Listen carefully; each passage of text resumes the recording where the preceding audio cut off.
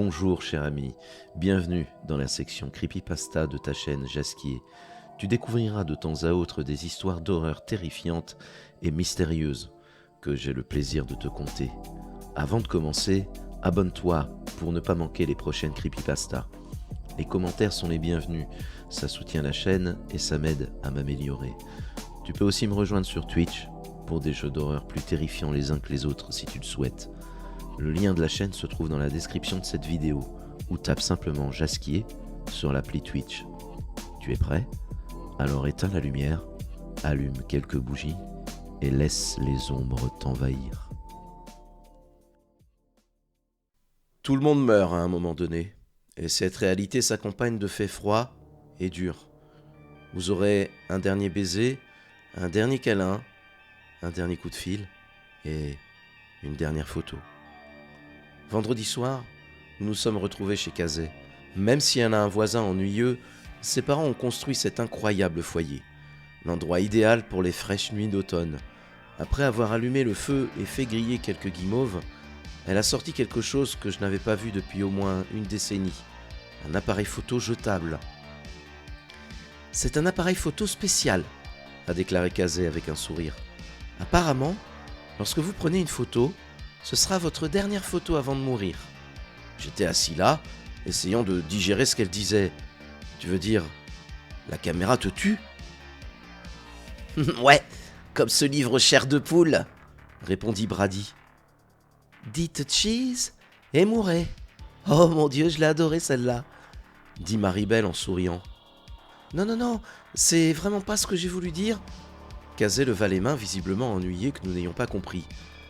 Tout le monde a une dernière photo avant de mourir, comme par exemple mon grand-père. 3 jours avant son décès, il est parti à la pêche. La dernière photo de sa journée, c'est la dernière photo jamais prise de lui. Eh bien, il est impossible pour une caméra de montrer ça, répondis-je. Il faudrait que ce soit une caméra voyageant dans le temps pour que ça fonctionne. Vous n'êtes pas amusants, les gars. Kazé roula des yeux et commença à remettre l'appareil photo dans son sac. Attendez, on n'a pas dit qu'on voulait pas l'utiliser, a déclaré Maribel. Ouais, ça pourrait être amusant, ouais, ai-je ajouté. Un sourire méchant apparut sur les lèvres de Kazé. D'accord, bien. Qui veut être le premier? Brady leva la main. J'y vais. J'ai jamais manqué une occasion d'impressionner les filles. Il se leva, le visage éclairé par le feu crépitant.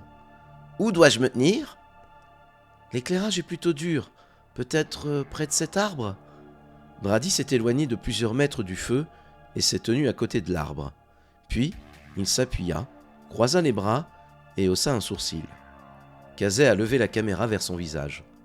3, 2, 1, cheese! Une lumière blanche éclaira la cour sombre. Brady s'éloigna de l'arbre en souriant. D'accord. Qui est le prochain? A demandé Kazé. Je vais y aller, dit Maribel. Elle remit ses lunettes sur son nez et se plaça à côté de l'arbre, un peu maladroitement. Kazé a de nouveau levé l'appareil photo vers son visage et a pris une photo. Le bruit de cliquetis de son rembobinage de film emplit l'air. « D'accord, Benny, à ton tour, » dit-elle en me lançant un sourire.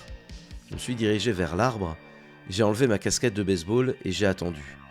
Kazé leva la caméra vers son visage, puis fronça les sourcils. « Tu peux pas sourire? » « Non. » Évidemment. Elle a rembobiné le film et m'a tendu l'appareil photo. Puis, elle a posé à côté de l'arbre, dans une pose classique de sororité squat. Ouais, c'était pas gênant du tout. Kazé et moi venions de commencer à sortir ensemble. Mais plus les choses avançaient, plus j'avais des doutes. Bien sûr, nous avions fière allure sur les photos. Un match classique entre une star du football et une pom-pom girl. En réalité, nous n'étions ni l'une ni l'autre de ces choses. Elle était jolie, mais extrêmement peu sûre d'elle, jalouse et exigeante. J'étais un nerd en mathématiques neurodivergent qui avait eu de la chance génétiquement et qui ressemblait à un sportif. Je la regardais à travers le viseur, sa forme légèrement déformée. « Et tu n'as pas compté à rebours !» gémit-elle. « Quoi? Mais tu posais !»« Je veux savoir exactement quand la photo est prise, c'est tout ?» D'accord, ok, j'ai compris. J'ai rembobiné l'appareil photo et je lui ai rendu. Elle s'est approchée de moi et a baissé la voix. « Hé, quand Brady et Maribel partiront, Tu veux rester un peu après ? Oh, je sais pas. Mon père rénove la cuisine et il veut que je l'aide le matin. Ce sera pas long, juste pour un petit moment. J'aurais dû dire non. Mais elle insistait et je me sentais mal de lui dire non. D'accord, ok. Mais juste une demi-heure alors. Ça me paraît bien. On pourra regarder quelque chose au sous-sol. Mes parents n'entendront rien. Et ton voisin ? Il avait l'air vraiment en colère quand on regardait V pour Vendetta. Il a dit que les explosions l'avaient réveillé. Tu te souviens ? Il frappait à la porte vitrée et nous criait dessus. Elle roula des yeux. Nous allons donc baisser le volume. Allez, c'est juste pour une demi-heure. On n'a même pas besoin de regarder quoi que ce soit. D'accord. Avant que je puisse en dire plus, elle a attrapé la caméra et s'est dirigée vers le foyer. J'ai suivi. Quand allez-vous les développer ? A demandé Brady. Nous pourrions y aller ce soir. Il y a encore un développeur de photos en 1 heure, dans le CVS, sur la route 14, a répondu Maribel. Et nous pourrions acheter des collations ? Attends, sérieusement ? Il développe encore des photos ? A demandé Kazay. Mon père les utilise pour des photos d'identité et d'autres documents officiels. C'est donc décidé. Nous nous sommes entassés tous les 4 dans la voiture de Brady et sommes partis dans la nuit. Nous avons passé toute 1 heure à traîner au magasin, à choisir des collations. Ensuite, Kazay s'est approché du comptoir et a saisi l'enveloppe en papier et nous a ramenés à la voiture. Nous nous sommes entassés à l'intérieur et Brady a allumé les lumières. Mais non, c'est pas possible! La première photo montrait un homme âgé debout sur une plage, des cheveux gris dégoulinants, des vagues bleues roulant derrière lui, mais avec sa mâchoire carrée et sa grande carrure, il ressemblait à un Brady âgé. C'est impossible! Pas nécessairement, répondit Maribel après une pause. L'appareil photo ressemble à un appareil photo jetable, mais il est possible que quelqu'un y ait mis une puce électronique bon marché, comme un mini Raspberry Pi ou quelque chose comme ça. Ensuite, il a pris nos photos et, avec l'aide de l'IA, les a vieillies.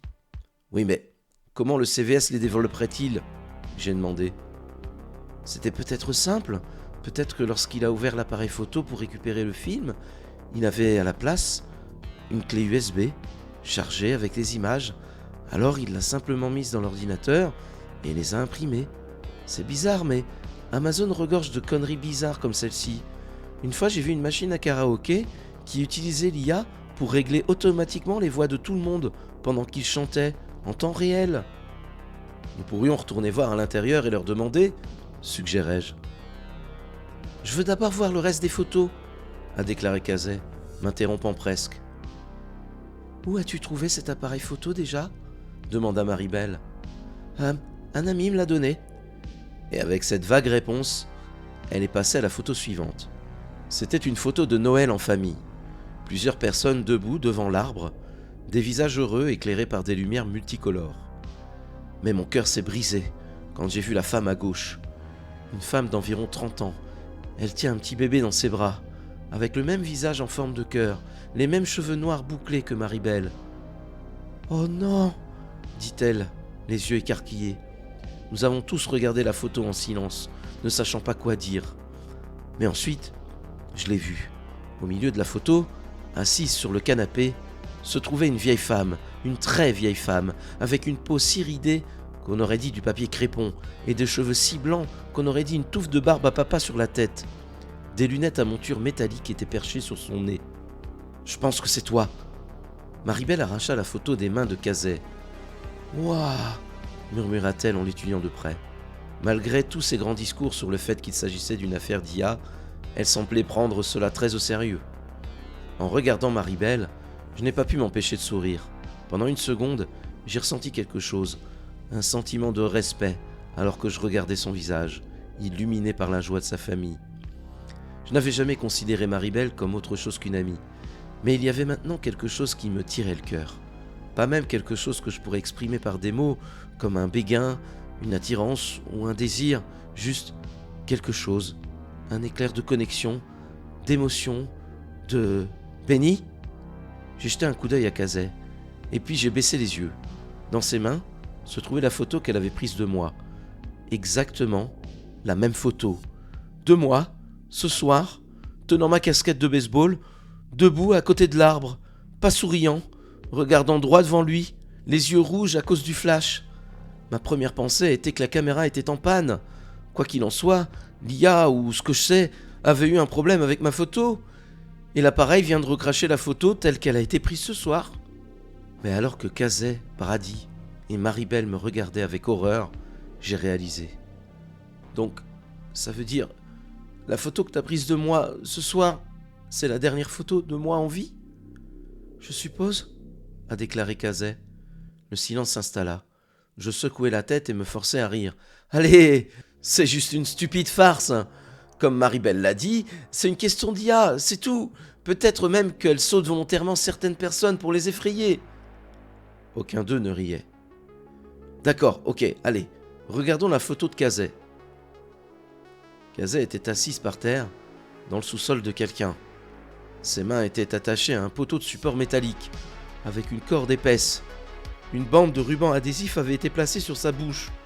Le côté gauche de sa tête était couvert de sang, et une fine traînée coulait sur le côté de son visage. Ses yeux bleus étaient écarquillés par la peur, et regardaient directement celui qui prenait la photo. « C'est une putain de farce de malade !» marmonna Brady. Kazay restait assise là, figée. « Rentrons à la maison !» dit Maribel. « Oubliez tout ça, c'est juste une farce, comme Brady l'a dit. » Mais Kazay ne bougeait pas. Elle restait assise là, la photo tremblant dans ses mains. Ses yeux bleus s'écarquillèrent de peur. « Qu'est-ce qui ne va pas ?» demanda doucement Maribel. « Le sous-sol, » dit-elle enfin en désignant la photo. « Je le reconnais. Mon père et moi, nous sommes allés là-bas une fois, quand il avait besoin d'aide avec la boîte à fusibles. Et je pensais qu'il était ennuyeux, mais j'ai jamais... » Kazay, à qui appartient le sous-sol ? J'ai demandé. Elle m'a regardé, les yeux écarquillés. « Mes voisins. »